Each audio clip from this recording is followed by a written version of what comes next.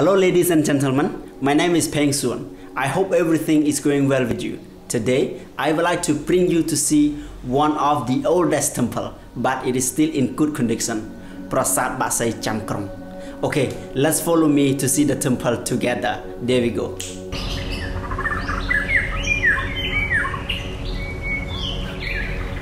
This temple is located just before the south gate of Angkor Thom compound, at the bottom of Bakeng Hill. It could be seen on the left side, about 200 meters from the main road. The temple is constructed out of laterite stone. Sandstone is used for door frame, lintel, diamond columns for decoration, and brick is used for its prominent single tower. This structure is seated on 5 levels. Dimension of this basement is 28 meters square and over 20 meters in height. It was built in early 10th century by King Hasavarman I, the son of King Yasovarman I, and dedicated to God Shiva. Behind me is the entrance, constructed of sandstone and collided with brick enclosing wall, measuring for 65 meters square, but nowadays just only the basement remain. At the outside here, we can see the trace of the moat surrounded the temple, representing to the mimic Hindu ocean that lays around the mountain Meru. There are some pits around the temple. Some were military bunkers from the war, because this area was also a battlefield between Khmer Rouge and Vietnamese soldiers, and some pits caused from the treasure hunters. They excavated to find gold and gemstones from the temple, or those who's buried by Khmer Rouge. It's a shame. Okay, ladies and gentlemen, we have to go up the stair to see the god in the main chamber. And the stair is very steep and narrow step and challenging, so we have to be careful. Climbing up to pray the god, we have 4 staircases, each one on different cardinal directions, and consists 47 steps. In the past, the stairs were guarded by crouching lion statues on each tier that looked very majestically. Noticeably, the tower comprises 4 doors. 3 doors are fake, just only one, that facing to the east, is open for the protection and inhaling the energy from the universe. If we glance at the door jambs, we will see the perfect condition inscription stated in ancient Khmer letters that describes about the dynasty of Khmer king Mera and Kampu. Mera was a dragon princess, and Kampu was an Indian prince who had come to Khmer kingdom on purpose, making commerce gold, gemstones, and animal parts with Khmer people. Eventually, when the prince met the dragon princess, they fell in love and got married. The name of the kingdom Kampuchea, that English call Cambodia, has been literally called by this combination of their names, Kampu and Mera. It became Kampuchea until present day. But Khmer people, we had our own culture and religion even before the arrival of Indian. Okay, ladies and gentlemen, this is the main chamber. If you look at the roof, there is a hole at the pinnacle. In the past, it wasn't open like this. It was plugged up with a piece of bronze or gold that designed like a lotus bud, but now it's missing. And inside here, they deposited a Sivalingam statue, but now there is a reclining Buddha replaced in later period. For the Buddha statues, we have different positions that tell different meanings. Iconographically, the reclining Buddha that using the right hand to support the head means he reaching the great nirvana, but if using the left hand to support the head means he just resting.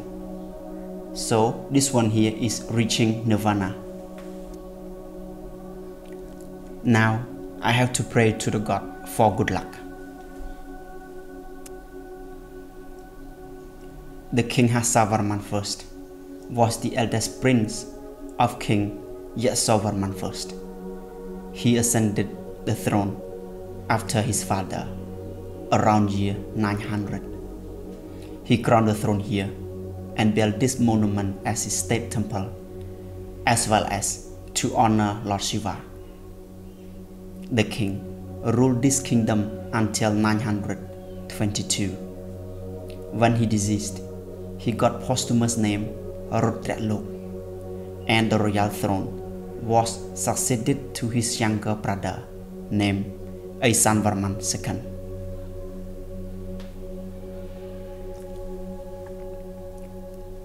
The meaning of the temple name is very interesting. Baksay Chamkrom means the bird standing by the capital city. This name has been called just after a magnificent legend of the prince. The story goes such. Long time ago, in the 17th reign, there was a king crowned the throne in Angkor with many queens and concubines. One clear full moon night, the king saw a star was brighter than the moon and glittering the light to make the moon dim. Seeing such a mysterious picture in the sky, the king got astonished with curiosity. A couple months later, the king asked his astrologist about what he had seen from that night. Astrologist calculated the figure of the elements and zodiacs in Khmer horoscope. For a while later, the astrologist homaged and told the king, "Maharaj, what you have seen, it's a bad omen. It means that there was a meritorious boy just came down to incarnate in our kingdom, and when this boy grow up, he will come to grab your throne." When the king heard the astrologist telling like that, he got very frightened and asked his consultants who were waiting behind, "How can I prevent from this bad luck, officers?" "Maharaj, just only one way. We have to collect all the infants in our kingdom whoever born within this month and kill them off, so then they will know meritorious boy come to destroy you anymore," the officer answered. The king's order had been spread out and implemented all over the country. On the same day with the king seeing a strange star, there was a royal mistress gave birth into a boy just before she got exiled out from the capital city, and she gave her newborn son to an old couple that got married for many years, but they did not have a child. As she realized, she got so weak, unable to take her son along. The old man named Takahe, his wife named Yilek, they lived near the royal compound, and both of them took care of the royal cows, 500. When they received a boy from the lady, they got very happy and considered him as his own grandson. Every day, they always took the boy to the field to watch the cows with them. One day, Takahe left the boy under a tree, the luminous nature growing out from the boy, and when the sun moved on him, there was a great eagle flew to open wings and shelter for him. After Takahe and his wife seeing all the miracle moments, they precisely realized that their grandson must be the meritorious boy, and named him Baksay Chamkrom, which means standing by bird. Not long after that, the royal soldiers came to collect the boys in his village. Takahe surely knew that they also come to take his grandson. Then he prayed to the god and swore that he must save his grandson to flee from the soldiers anyhow. As he was running forward to take the boy, suddenly the same bird swooped the boy and handed him to Takahe. The same bird seemed understanding the situation.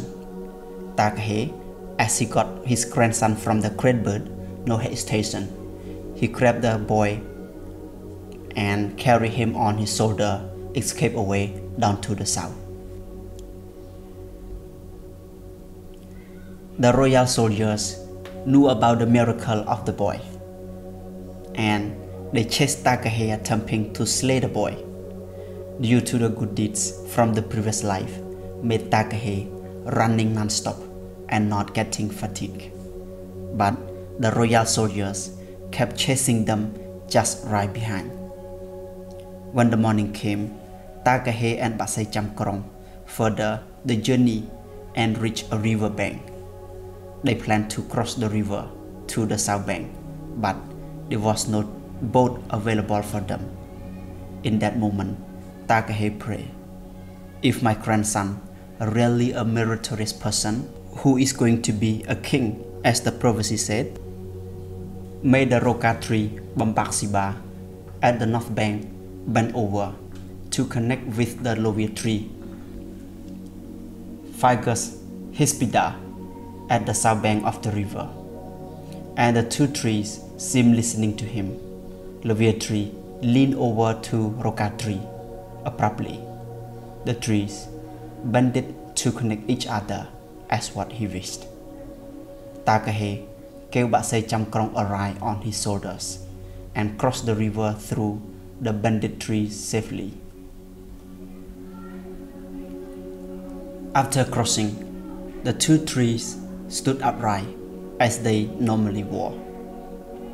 As the result of this, the area on the north bank was later called Roka Kaung, means Roka Tree Bends, which is now Mukumpul district, Kendal province, and the area on the south bank was called Loviete, means Lovia Tree Lins, which is now in Srei Santo district, Kampong Cham province.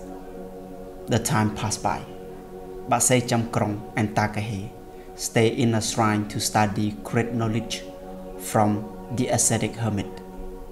When he got 18 years, the populace respected him and nominated him as the king in that region. Basay Chamkrong was very clever in all subjects. Soon, he configured his people in position by their skill and level of knowledge. They were honest and loyal to Basay Chamkrong very much. Then, Basay Chamkrong launched the army and came to war with the royal king in Angkor.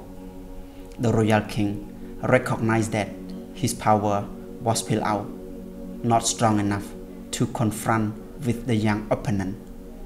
He finally surrendered to the young king.